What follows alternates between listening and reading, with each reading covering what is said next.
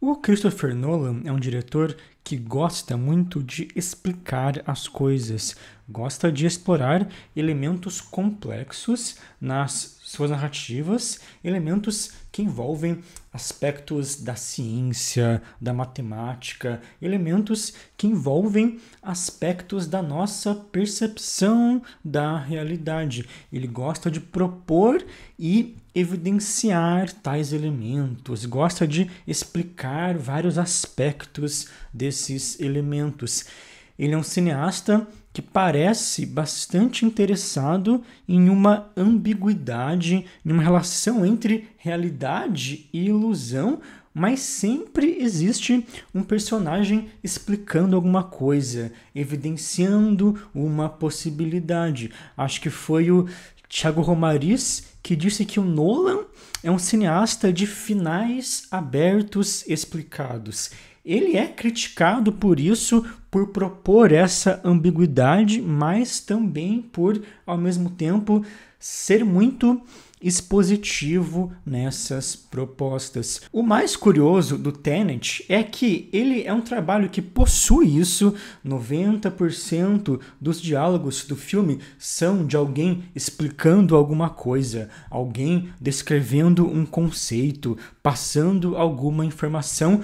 Porém, ele é um filme em que o Nolan exagera tanto nisso, são tantas informações, são tantas mudanças de perspectivas, que aos poucos as coisas, na verdade, vão perdendo o seu significado e tudo vira uma espécie de abstração. Os personagens falam muito, falam rápido, rola até uma certa verborragia e você meio que se perde no meio daquilo. As coisas vão se atropelando. Informações novas descartam informações anteriores. Parece que no Tenet, quanto mais o Nolan explica o filme, menos você entende o filme. Ele coloca tanta coisa no meio que tudo vai meio que perdendo um significado e a imagem vale por si, a ação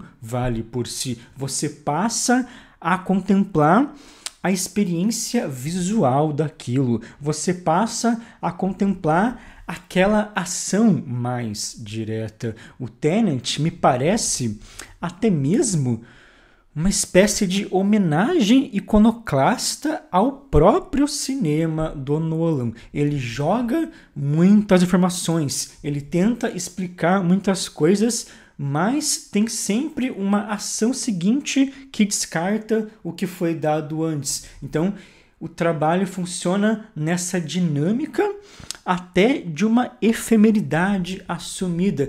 E, na verdade, eu acho isso muito bom, porque mesmo que indiretamente o Nolan se livra desse apelo ilustrativo e assume uma desconstrução maior, assume uma liberdade maior mesmo. Mesmo que essa abstração toda não seja a intenção dele, e sinceramente eu não estou preocupado em saber qual é a intenção do Nolan, eu estou preocupado com a minha experiência com o filme, mesmo que essa abstração toda não seja a intenção dele, não deixa de ser um alívio a gente se livrar logo dessas motivações meio nerds que ele gosta e simplesmente curtir o filme pelo filme, curtir a ação, contemplar a forma como ele filma o espaço. As cenas de ação são boas, ele tem uma ação mais direta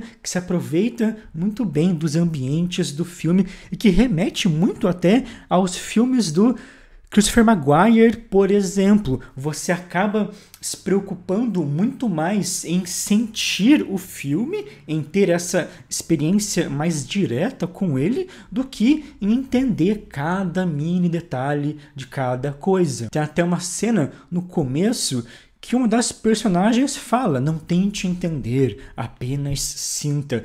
Pelo menos comigo, essa foi, digamos, a chave do filme. Essa foi a abordagem que me impactou. Ainda que o trabalho busque algumas sacadas na sua estrutura e tente se fechar de modo mais narrativo, o modo como as sequências vão se atropelando e vão se reformulando é o que orienta, é o que desorienta tudo. Mesmo o fato do protagonista nunca saber muito bem o que ele vai encontrar e principalmente o fato do protagonista questionar o seu próprio protagonismo reforça muito essa ideia de uma desconstrução mais livre. O personagem do John David Washington não é um homem totalmente consciente da sua missão. Ele é uma mera peça no meio daquilo.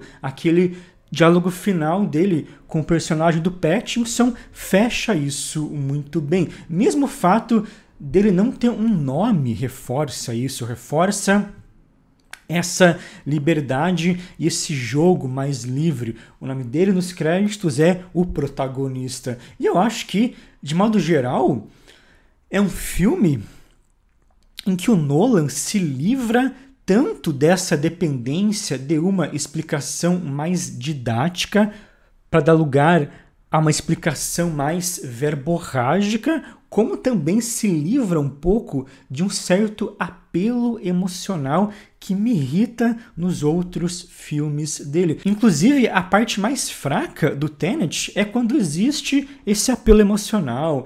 É na relação ali do personagem com a esposa do vilão. Aquilo não me convence muito bem. De toda forma, é um filme em que o Nolan se livra um pouco desses aspectos e se foca no jogo entre as imagens, se foca no fascínio das imagens por elas mesmas, no fascínio da ação por ela mesma. O Serge Daney, um grande crítico francês, tem uma frase em que ele diz o seguinte: a sobrevivência do cinema está hoje na capacidade de jogo que ele pode criar no interior de um sentimento geral de saturação em relação às imagens. Ou seja, o cinema é uma arte que vai morrer, entre aspas, pela sua própria saturação, pelas mesmas coisas, pelas mesmas fórmulas. E a sobrevivência do cinema depende dos cineastas proporem novas abordagens, proporem novos jogos em relação a essa saturação. Existe esse sentimento de uma saturação até de certas fórmulas do cinema do Nolan, e eu acho que ele usa esse filme justamente para jogar com isso, para brincar com isso, para desconstruir isso. O Tenet é uma espécie de best-of da carreira do Nolan.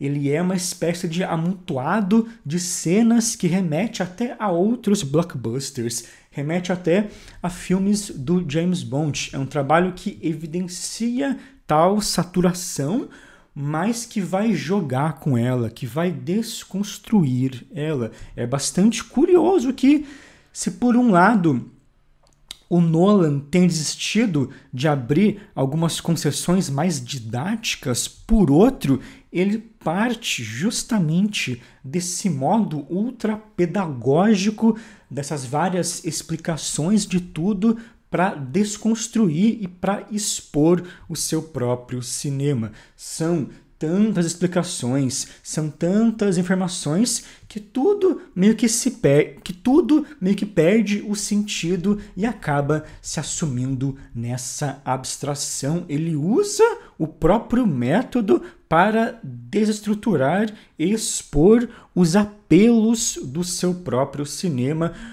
O Tenet é quase que indiretamente um filme experimental nesse sentido. Como eu disse, eu não faço ideia se essa foi a intenção do Nolan. Talvez ele realmente quer que a gente entenda cada um dos detalhes do filme. Não quer que a gente tenha essa experiência de abstração ou de contemplação mais direta com a obra, mas essa foi a experiência que eu tive E, sinceramente, foi uma ótima experiência, porque eu achei o Tenet um bom filme por esses motivos. Mas é isso, comentem aqui embaixo, me digam o que vocês acharam do Tenet, me digam se vocês concordam comigo ou não, me diga se você entendeu o Tenet ou se você sentiu o Tenet. Se inscrevam no canal, é bastante importante que todo mundo se inscreva no canal e até o próximo vídeo.